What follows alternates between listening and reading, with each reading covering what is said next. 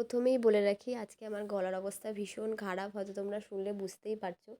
কারণ আমার প্রচণ্ড ঠান্ডা লেগেছে, প্রচণ্ড কাশি হয়েছে, যার কারণে এরকম একটা বিচ্ছিরি হয়তো ভয়েস আসছে। তো আমার এই বিচ্ছিরি ভয়েসটাকে তোমরা ইগনোর করো আর তোমরা ফুল ভিডিওটা দেখো।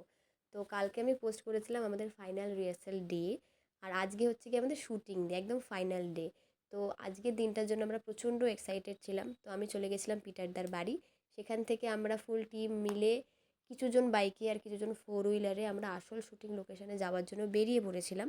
কিন্তু আমার বাইকেই যাওয়ার ইচ্ছা ছিল, কিন্তু আমাকে জোর করে ফোর হুইলারে নিয়ে যাওয়া হয়েছে।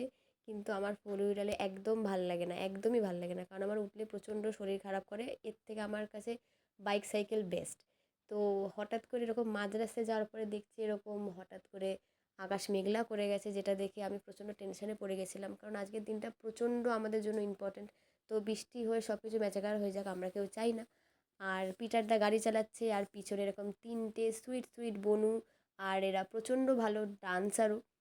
আর আমরা পৌঁছেও গেছি আমাদের আসল শুটিং লোকেশনে। আর আমি যখনই ভিডিও করি এরকম একটা সুন্দর রিয়াকশন এরা দেয়, মানে যেটা আমার খুবই ভালো লাগে। আর আমরা লোকেশনে পৌঁছে গিয়েও ভর দুপুরবেলা বেরিয়েছিলাম চা খেতে, কিন্তু আনফর্চুনেটলি আমরা কোথাও চায়ের দোকান পাইনি।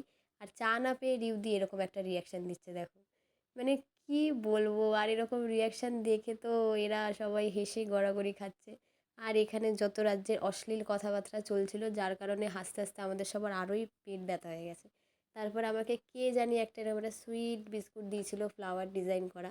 আর এরা যা খায় সব আমাকে দিয়েই খায়, এরা আমাকে এত ভালোবাসে কেন কে জানে। তারপরে আমি বসে গেছিলাম আমার মেকআপে। আমাদের প্রথমে আগে ড্রেস আপ হলো, তারপরে এই যে যার মতো আমরা মেকআপে বসে গেলাম। এরপরে হবে আমার হেয়ার।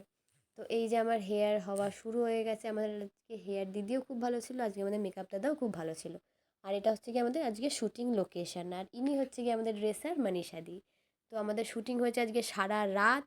আর এই যে আমাদের শুটিংয়ের পরে ভোর হয়ে গেছে। প্যাকআপের পরে আমরা যে যার মতো বাড়ির দিকে রওনা দিয়ে দিয়েছি। এরা গেছিলো ফোর হুইলারে, কিন্তু আমি তো আর চার চাকাতে যাব না। তাই আমি একটা দাদার বাইকে করে আমার বাড়িতে যাওয়ার জন্য রওনা দিয়ে দিয়েছি। তো আজকে আমাদের শুটিং ছিল কৌশানী ম্যামের সাথে। তো যখন রিলিজ হবে তোমরা সবাই দেখো। তো এখন আমি বাড়ি যাই, টাটা।